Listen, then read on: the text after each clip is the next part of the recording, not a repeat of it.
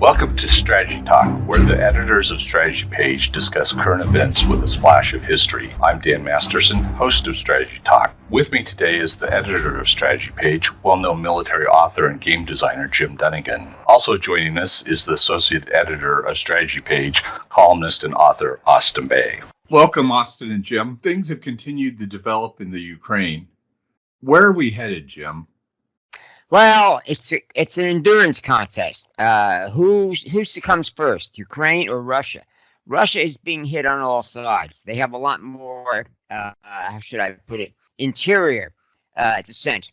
A lot of Russians are being hit, immediately in the pocketbook. The ruble has, gone way down in terms of its buying power. You can't get an airplane out of Russia to go anywhere you would normally would like to go.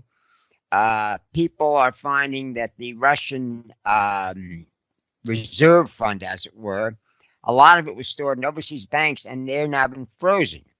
So Russia is out of income. They're out of their. They can't touch much of their reserve fund, and there are individual sanctions now being put on the wealthiest people in Russia, who are basically the economic pillars of Putin's power.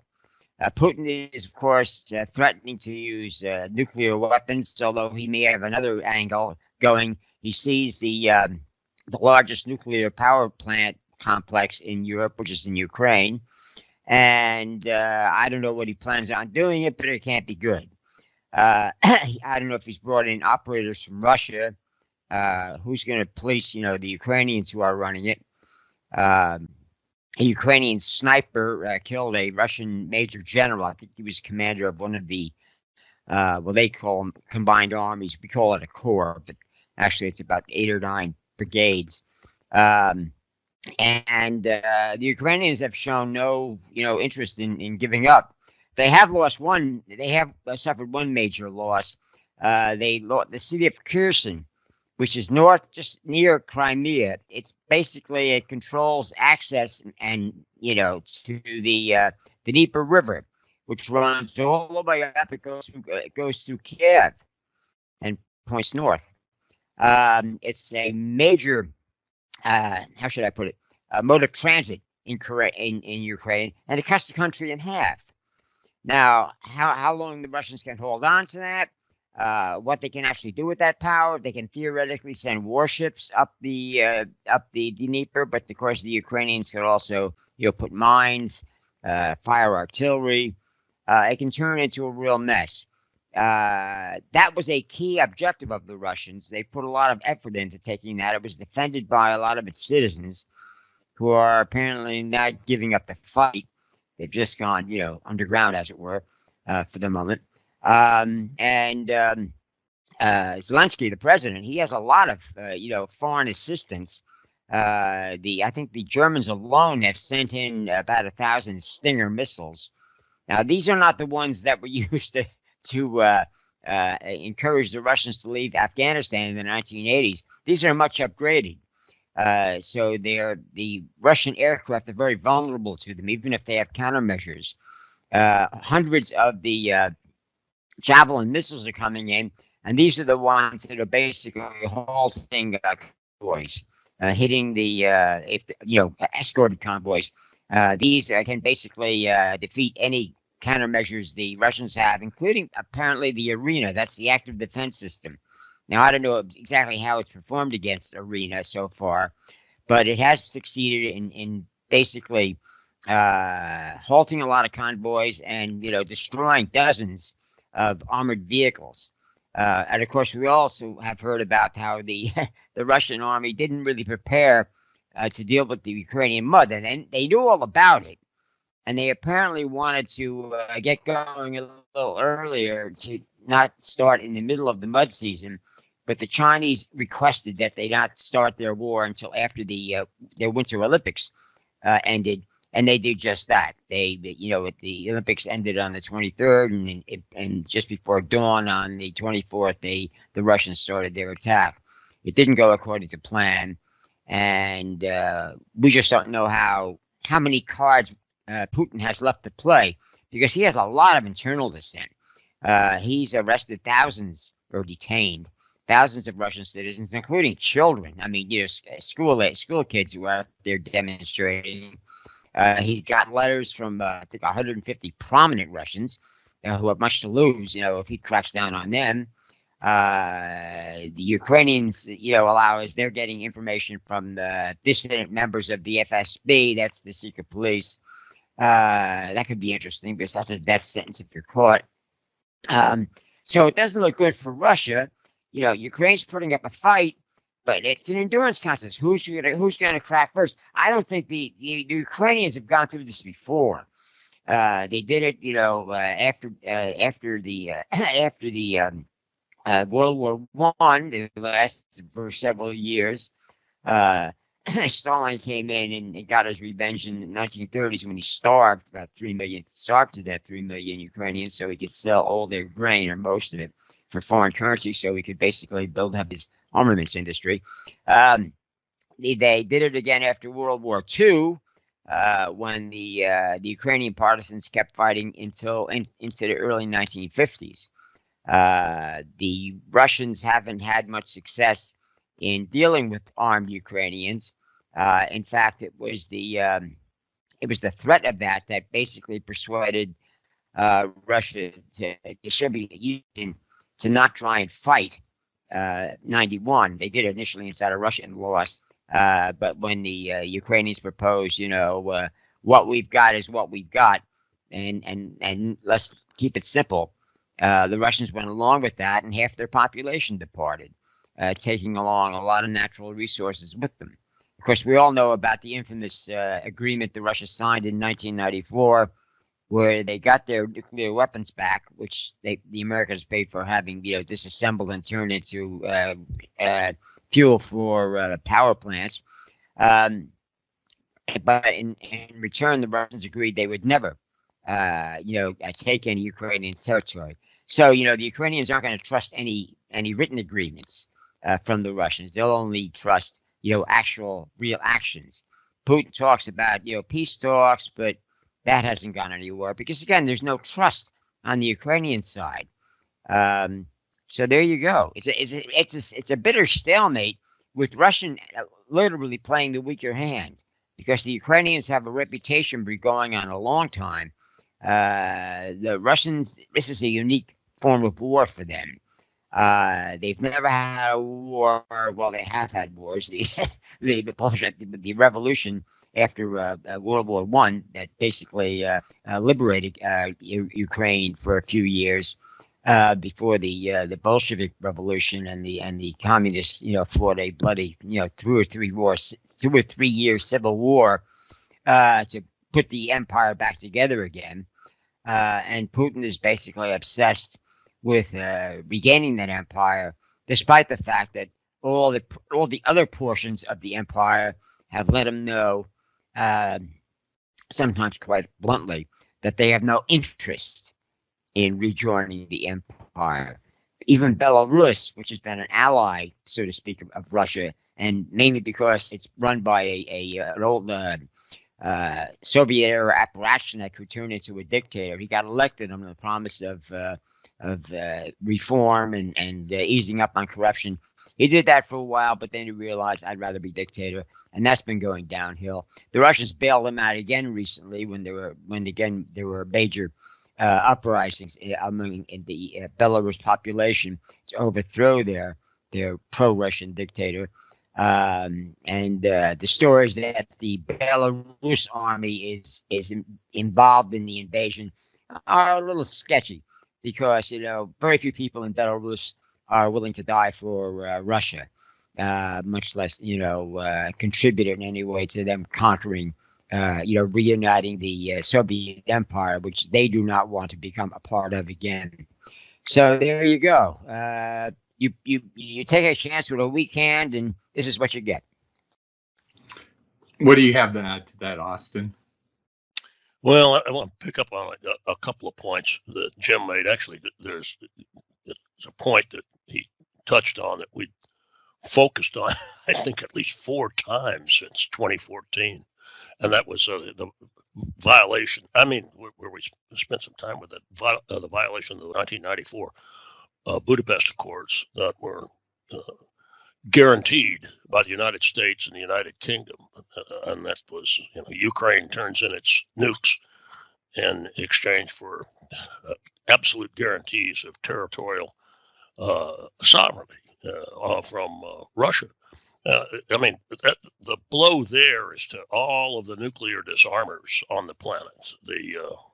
I think it's fair to, not all of them are crazy peaceniks, but the thing is that let's minimize nuclear weapons or get rid of them. And right there, what we saw really with Crimea, the Crimean invasion and annexation, and now this continuing this really fifth iteration of the invasion of Ukraine that began in 2014 is that nobody's going to turn in their nukes.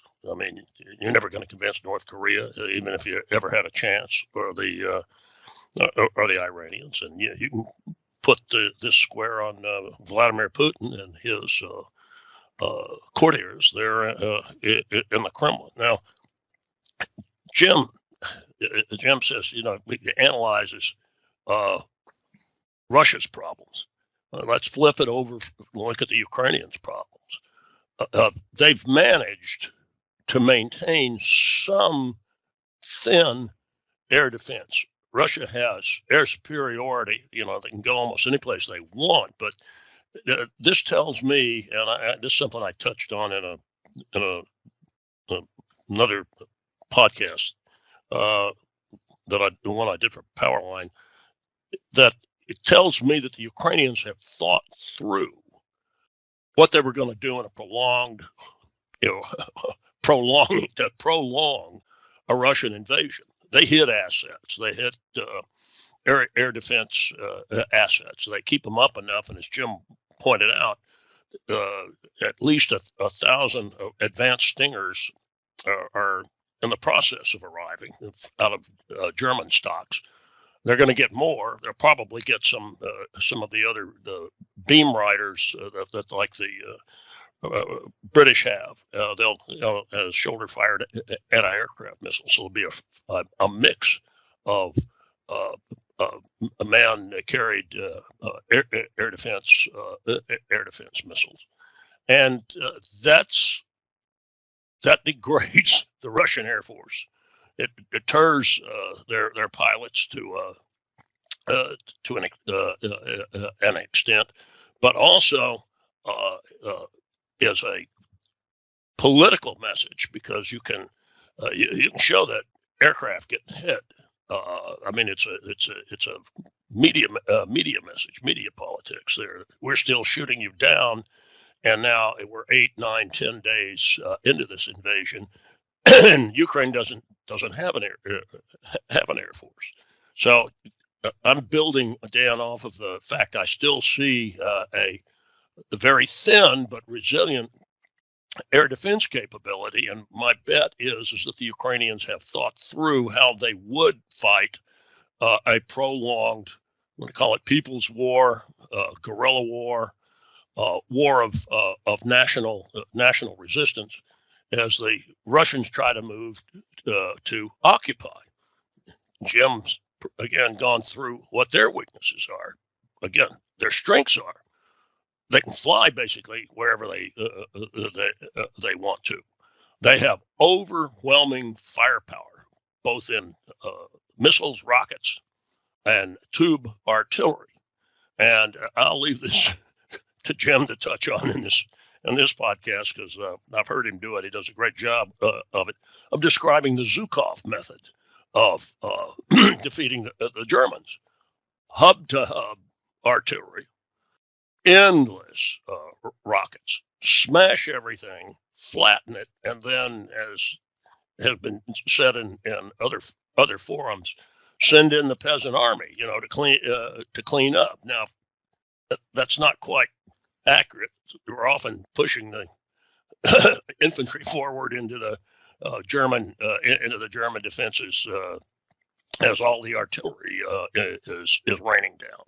But take a look at all of the German and Eastern European cities that the Russians just flattened. They didn't care about the population.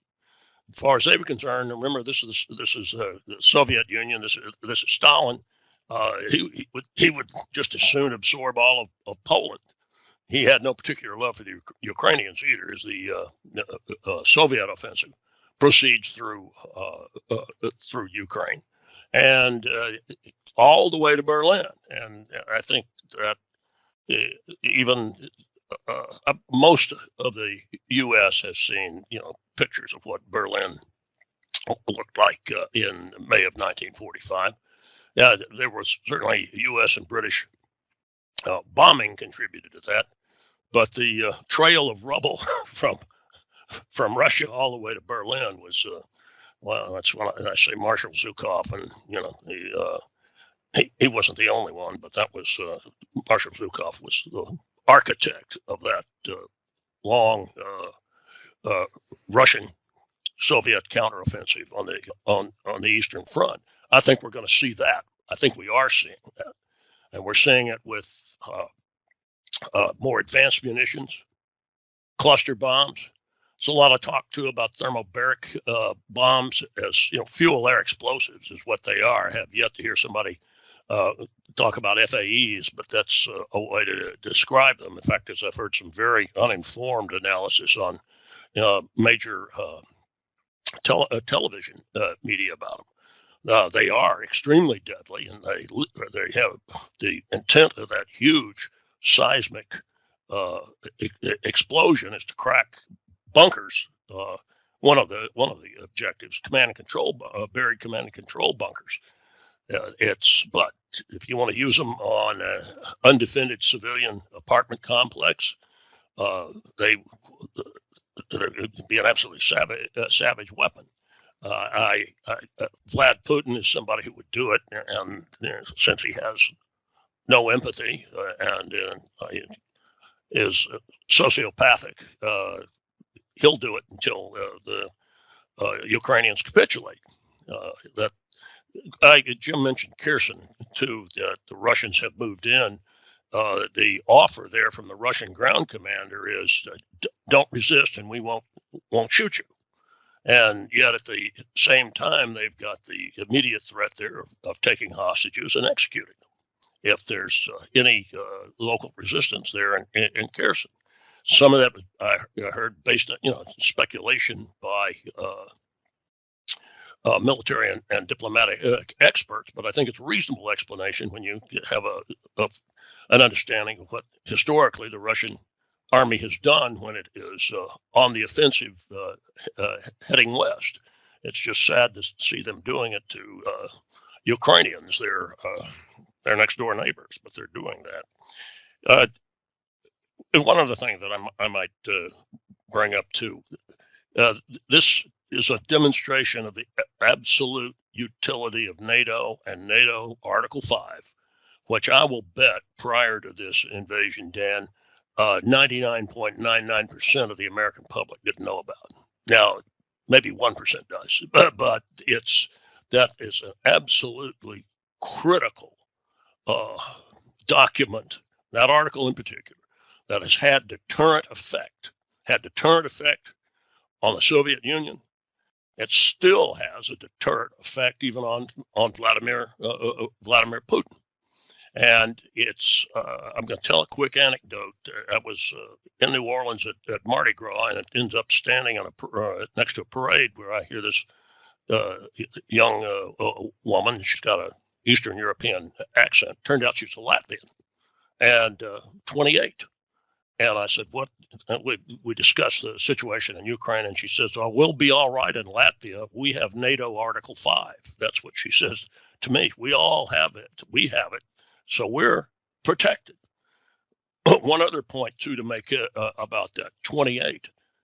Everyone in Eastern Europe that was either in a Warsaw Pact nation occupied by the Soviets, or even in Russia, Ukraine, other elements of the former Soviet Union, everyone 31 and under the USSR dissolved in late 1991.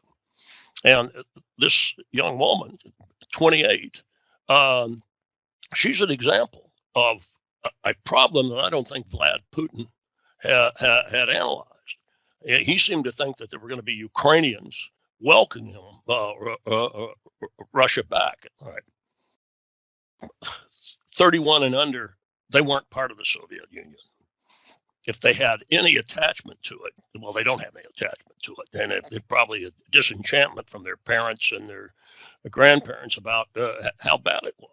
I think some of that is also at play inside Russia. Everyone 31 and under, it's the empire dissolved, and they don't have Putin's obsession with trying to recreate it. They haven't bought off on it. And Jim was talking about signs of resistance within Russia. It ought to be worrying the oligarchs and the sensible leaders in Moscow when they see that among Russians themselves, much less the resistance to the Ukrainians. So I'll leave it at that. I know we're going to come back and talk about some of the armaments aspects again. So, Jim, it certainly wasn't shock and awe as the Russians went in. Is it that they are escalating slowly because they thought the Ukraine government would turn over faster, or what do you think their motivation was there? Well, as best we can tell, the plan was a coup. In other words, shock and awe. Move so fast. There are good roads in Ukraine, but again, in the mud season, you've got to stay on those roads, and even then, some of those roads have sections. Some of the roads the Russians use anyway have sections which are dirt, and they turn to mud. And in some cases, the mud, flows onto the hard roads. Anyway, it's the mud is a problem. It always has been. It slowed down the Germans during the invasion and in operations after that. The Russians discovered several things. First, their army was not as well trained as they thought it was. Their equipment was not as well maintained as they thought it was. Now, the Chinese took this to heart because the Chinese had been more realistic. They have how should I put it, a longer and more thorough tradition of corruption in the military, where the generals will say one thing, we're good to go, and of course we're not. They're betting on the fact that there's not a major war. That's you bet your life it usually succeeds. But in this case, Stalin had been told. Now we've covered this in strategy page. It's gone back and forth. Oh Christ, for nearly 20 years, as Putin tried to reform the military, to get rid of conscription, which he wasn't able to do. Half the troops in the Russian military are conscripts. They're in for 1 year, which means they just want to get out. It's still an unpleasant place to be. And it turned out that the Ukrainians captured a lot of these conscripts. A lot of them just surrendered when they had the opportunity. And the story they kept telling was, we were told this was a training exercise. Nobody told us we were going into Ukraine. Now, I don't know what they were doing up on the border for all those months. But again, Russian troops don't have as much access to media, especially when they're in a field like that, as Western troops do. So they could very well be out of the loop or simply not getting the information that other Russians can get, because Putin has basically taken over most of the mass media. And those few mass media outlets that are still operating have been shut down, since the invasion began, because of these outlets have accurately reported the major dissatisfaction within Russia, both among the people who are well off and the majority of the population who basically have seen their standard of living and income decline regularly since 2014, when the first round of economic sanctions went into effect. And now with these additional sanctions, which nobody thought, the West, especially Russia, which thought they could basically trust the bear. You don't do that. They've basically taken the pledge. They're expanding their use of nuclear power. They finally got their defense budget up over 2% of GDP. They're sending all sorts of aid, to the directly to the Ukraine. They're promising more, and that goes for all of the Western European countries. The Eastern European countries were always warning about this. They said you can't trust these people. We know, we lived under them for decades and decades. And of course, as Austin points out, for the generation of Russians who grew up, who were born or came of age after 1991, they've never known life in the Soviet Union. These are, and of course, when they're told by people who are still in Russia and lived through it what it was like, none of them really want to go back to it. And that is a major problem with Putin's Russia. He's trying to have it both ways. An efficient market economy ruled by a police state. Now, that is basically what we came to call fascism during World War II. That's the government that Germany had, the Nazis. It's the government that the Japanese had, and several other allies, so to speak, adopted a similar form of government. It only partially worked because even Hitler during World War II, he was basically afraid of the German people turning on him. He basically had to curry their favor, as it were. And for that reason, he didn't basically impose a wartime production mobilization of the economy until 1944. Russian German military production hit its peak at the end of 1944. Now, if he'd done that earlier, I don't know if he'd have a successful revolution against his rule. But he certainly would have had a lot more weapons. So you got to say something for his paranoia. Stalin did the same thing. He constantly kept tabs on the loyalty, as it were, of the people with these. Basically, they used their informant network. So there wasn't any pollsters going around. They would simply check with the local paid informants, as it were. The block bosses and what have you. They had a bureaucracy which went down to a very granular level. And they got a pretty good, accurate read on it. And Stalin knew, for example, when he invaded Finland in 1939 and got the Ukrainian treatment, that he basically had to pay more attention to just how reliable the military was. He never got that sorted out until after the Germans invaded. By then, he had basically, become a believer, and he carefully brought in generals that had been purged but not executed, like Zhukov, and said, all right, I'm giving you a free hand. Just don't get involved in politics.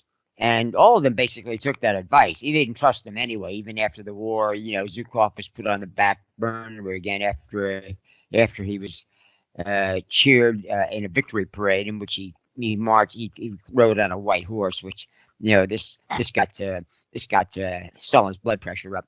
But anyway, you really can't, you can't trust the people, and you can't trust the military if you're running a dictatorship.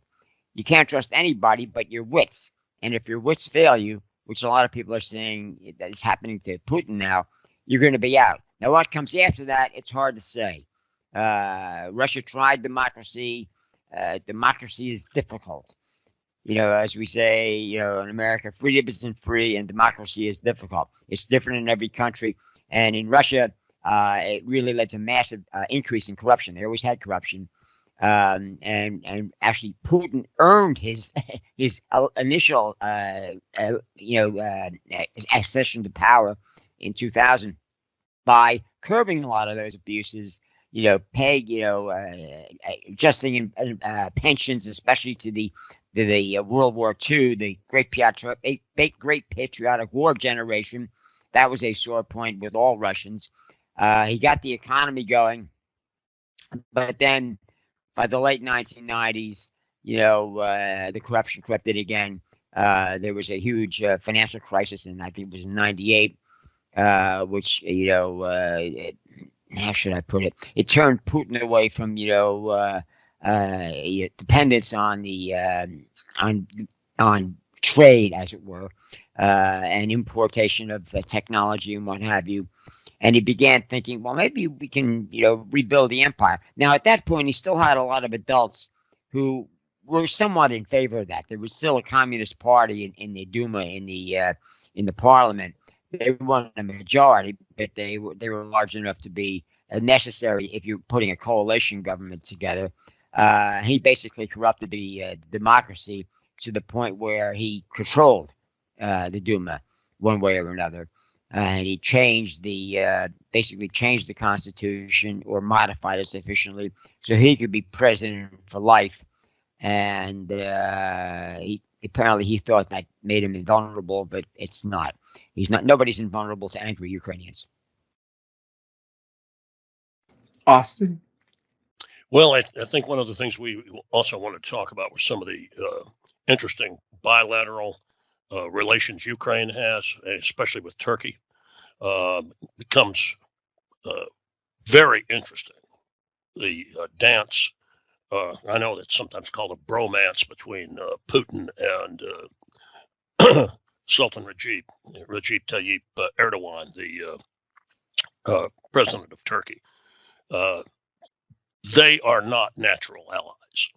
They are not natural allies at all, but they are both strong men and see the other at times to be a useful tactical, maybe even operational ally. But I think, and note that one of the more effective weapons the Ukrainians have had is that Bayraktar, what's it, TR2, Jim? I mean, TB2. Yeah, they have about 20 of them. Yeah, TB. And you know what? They originally, I read that they had 23 of them operational. I don't know how many, if that's, that fine granularity on it, but they were going to try to get, because I recall reading this in a when I was doing some background for a Turkey update, that Ukraine was thinking of buying up to 100 of them eventually. Now this would of course be, now moot. You go to war with what you've got. But that Bayraktar worked very well. TB2 worked very well in the Azerbaijan-Armenian conflict. It's inexpensive, can carry an array of small warheads, munitions, I should say. And I've seen, I think on the web, at least 3 confirmed TB2 attacks on Russian columns. 2 of them are and they're different ones, but it's gun camera footage of the munition hitting a Soviet main battle tank of some Soviet, excuse me, guys, Russian main battle tank, and that's effective. It also does on the particular vehicle. But it also is something that can slow down a column greatly. I don't know how many of them they have left, but that is that's an example of Turkey's ability to produce domestically good enough. Actually, they're better than good enough, but good military equipment, and of course. There's several NATO nations. Poland's bought it as well, but they're NATO partners of Turkey. All right, so there's that relationship, and plus on the flip side, Ukraine, they're not making them now, but made quality turbines, and Turkey's bought a lot of turbine engines from Ukraine. Plus something else the Turks have done. Turkey buys a lot of wheat from both Russia and Ukraine. They're not the only ones. I mean, there's throughout the Levant, parts of Africa, parts of Central Asia, Russia and Ukrainian wheat are prized. As a matter of fact, they even call it Black Sea wheat. This war has closed down the grocery store. Maybe not completely from Russia, but when you see the Russians moving along the Black Sea coast, there's not going to be access to Ukrainian wheat. this is another point that can lead to some long-term political problems for the Kremlin, saying that it's who's at fault here. Now, how is Erdogan playing this? For one thing, is he's there were 3 or 4 talks he gave, including one major speech right at the end of February, that you can see he's enjoying having a spotlight on him, but no criticism at the same time. He likes having the spotlight on him. And what he said that Turkey's going to do is it won't sacrifice its relationship with either Russia or Ukraine. And then he added too, because it just wasn't either or there, he says he's not gonna do anything to sacrifice Turkey's relationship with its NATO allies. But what he did say too was that he was willing to have Turkey be a mediator to end, and this is what he called the war, and he called it an invasion. And that's something that Putin has tried to, with his propaganda line, the nations that he controls, the media he controls, it's a war of liberation, denazification, and all that. But no, that flat out what it is an invasion, and it's a war. And when he says it's a war, that opens the 1936 Montreux treaty, which we've talked about. Jim and I've talked about that in strategy talk, certainly written about it. And that's over control of the Bosporus and Dardanelles to warships. Keep it open for commerce, quote unquote, but deny passage of warships. Now, that would, not that Russia is going to be sending a fleet through the Turkish Straits into the Mediterranean, but that would be a real diplomatic blow to Putin. And it would also show raising the stakes, because Turkey and Russia really are traditional enemies. The other thing is, though, is that Erdogan and Turkey, I'm going to separate Turkey, the Turkish interests from Erdogan. Turkey has been developing its natural gas prospects. They're not just prospects. The fields are real in the Baltic, offshore Baltic. And they've cooperated with Ukraine on this, because Ukraine, on the western edge of take where the Crimean Peninsula is and start moving west. There are major fields in there, some yet to be developed. But as you get closer to Romania, Romania still has significant oil and gas deposits. But the Ukrainians were in the process of developing some of these gas fields. And just the angle on this is that you could say one of the reasons Vlad's making his move is he's going to even acquire larger natural gas deposits and stop Ukraine from utilizing its own domestic ones. It won't be domestic Ukrainian anymore. Ukraine won't exist. It'll be part of Vladimir Putin's revived Russian Empire. However, to do that, you start encroaching also on Turkey's maritime EEZ. That's a conflict with Turkey. It's a bilateral conflict, as well as a conflict with Romania and Turkey, and potentially Bulgaria too. I'm not sure what about Bulgaria's sea space there, but Romania and Turkey both have significant potential natural gas and real natural gas offshore in the Black Sea, and that's a direct conflict between Russia and NATO.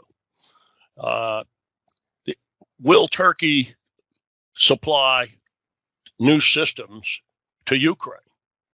I don't have any clarity on that, guys, but it looks to me like that is going to occur if it's not already occurring. I don't know what they're going to try to fulfill. My guess is they'll try to fulfill the rest of the TB2 contract. How they get in, Jim, your guess is as good as mine. Probably through Poland, I guess. That gives Ukraine some slender offensive air capability. You want to add anything to that, Jim?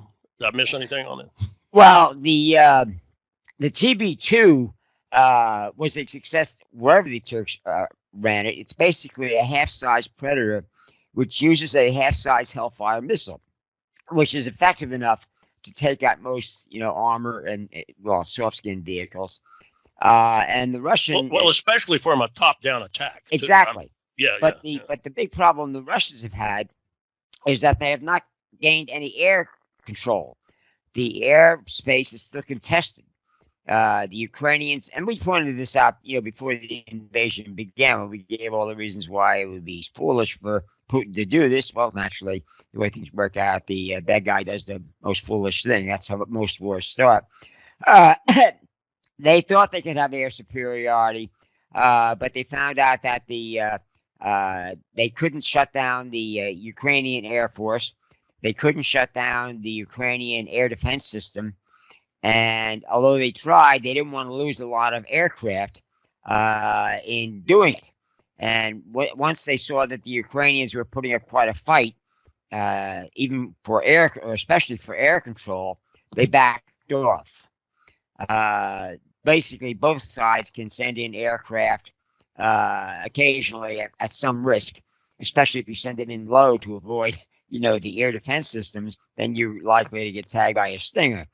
Isn't that, deja vu all over again? So that's another embarrassment for the Russians. And their potential enemies, or even their allies, as it were. Well, China doesn't have allies; it has tributary states. So they're dependent on China. Of course, China also has claims, which they haven't exercised yet, on a lot of Russia's Far Eastern territories, a lot of Vostok and what have you. But the Chinese are not only basically tightening up even more their own training standards and auditing, as it were, of the military budget, how it's spent, but they're also noting that you got to be careful going into a war with an untested military. Now, the Chinese learned this lesson in '79 when they invaded Vietnam, because the Vietnamese had shut down the Khmer Rouge, which had killed over 1 million Burmese in order to install a more pure form of communism. Cambodians, not Burmese. Cambodia, I'm sorry. Cambodia. The Khmer, right. Yeah. About 2 million Cambodians. Yeah. And what annoyed the Vietnamese was that the fighting was sending a lot of refugees into Vietnam, which had just completed, uniting the country after the war with the colonial wars, including the one with the United States. And so the Russians invaded, and they got beaten. Now, they never admitted getting beaten. They went in fighting for a week or so, and then they declared victory and went home and never attacked again. Well, they did attack at sea. They took some islands. That's where the South China Sea conflict started. It started off the coast of Vietnam. And the Vietnamese have been buying, weapons from everybody but China ever since, including kilo submarines from Russia. They want to lease, some the old, Kamlan Bay to the United States. Is one of the best. No, that's right. They wanted a lease on it. It's one of the best harbors in Southeast Asia, and so they're desperately seeking allies against China. China's aware of that, and they still don't feel they have an army that could take on the Vietnamese. Who basically kept up their standards out of fear of China. Now, China's not afraid of anybody. Their biggest enemy has always been internal corruption, and basically the lackadaisical attitude. We're the celestial kingdom. We're the center of the world. Who's going to attack us? Well, anyway, so the Chinese are taking care of us, and the Chinese are also backing off on a lot of economic deals with Russia, because Russia has no way to pay them. The Chinese are appalled at the extent to which the West shut the economy of or the Russian access to the world economy. They never thought the Westerners could get that unified or that angry. And they saw they did it with Russia. So, a lot of people say, oh, this will encourage them to take Taiwan. Well, maybe not. The Taiwanese always planned to basically fight to the last man, as it were. They weren't going to give it up. And now the Taiwanese have a new president, the first female president, and she's a tough cookie, and also a specialist in foreign relations. And she basically pulled off a coup against the Chinese. She basically negotiated in secret to get expertise and components, especially major components, to build their own submarines. They couldn't get submarines from anybody else. And the Chinese they never caught on. And so they're not going to admit that they've been outfoxed by a woman. The Chinese are old-fashioned in that respect. But she did it. And that basically cheered up the Taiwanese. Otherwise, they wouldn't have elected her. They knew she was a sharp politician. But now the parliament is allocating even more money to upgrade the Air Force. And the major countries like Britain and United States, the major suppliers of equipment, military equipment to Taiwan, are now more emboldened to openly give Taiwan whatever they can pay for. And the Chinese feel that this weakness, as it were, as the Russians are showing big time, is the thing they have to fear the most before they can start marching out there and reestablishing an empire that never existed. But anyway, they realize that they're not as strong as they think they are. So the war in Ukraine is going to have a lot of side effects. It's unified Europe like it's never been unified before. The Europeans are taking seriously the threat to them, not just economically, but militarily. Putin has talked about, was backed off on the nuclear weapons because, I think even some Russians pointed out to him, they said, our own expert says, look, they can wipe us out. We can do some damage, but Russia is gone if you pull that trigger. And of course, there may be even doubts if he ordered the trigger to be pulled, anybody would actually, do the pulling. He's not going to go down there himself, and push the launch buttons and what have you to get a nuclear war started. So we can take some satisfaction in that this exercise of naked aggression is not paying off, and the reverberations are far worse for future aggressors than anybody expected. So there you go. Maybe there is, justice after all. Jim, I agree with that. There's a solidification of NATO that's obvious. We didn't flip. The Germans have flipped around. Also Putin's threats to Finland and Sweden if they want to go NATO. And I read the superficial press saying, "Oh, they aren't going to do it." But if you read what's going on, and of course the Finns know who the real enemy is, and so the Swedes, and they know that their friends are. They know who their friends are. It's NATO, us, and alike, and the threat comes from Moscow. I want to add something else too about, and I did something down I don't usually do. In fact, it's maybe done it a half dozen times in all the years we're doing podcasts. I got on the web and typed in Turkey, Ukraine, and this occurred within the last 15 or 16 hours. So it was probably this morning, Eastern European time, the Ukrainian ambassador to Turkey criticized Turkey for being two-faced. So, stand up that he's going after Erdogan on this. You're balancing, but you know who's at fault. And interestingly enough, what kicked it off is that the ambassador was saying he didn't want Ukrainian tourist outfits cooperating with Turkey. Turkey makes a lot of money on tourism to come into Istanbul and then go down the Aegean, and it's a major industry. So even though that sounds small in there, the message there is that Ukrainians are direct appeal to Turkey. You really aren't going to be able to sit on the fence on this. and you know who's at fault. Get real. Well, why am I going there? Because that's what Jim was saying about the counter reaction to the reaction to Putin's war, is that it clarifies.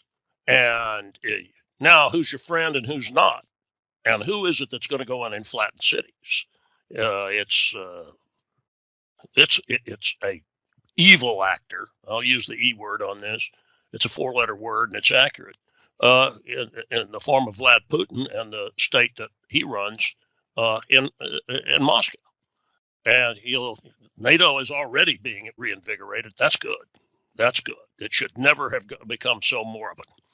And maybe this is another subject. I'm looking at the time on it, but I did an analysis in 2015. Jim, I don't think I told you about this, but I thought if the Germans would just refurbish, bring them up, Leopard 2A7 plus, and 350 of those things in the 2 Super Panzer Grenadier divisions on this. I just couldn't see the Russians making a move, given NATO's air superiority. Of course, the Germans didn't do that. They got down to a battalion of those tanks, and I read one report that only one company of them, 14, was working. And that's how bad the German military, the Bundeswehr, became. They weren't spending any money on it, and they didn't care. Well, now they've got a reason to care. So, well, let's end it there, guys, and we'll talk to you next time. Bye, guys. Bye. Hey, take care.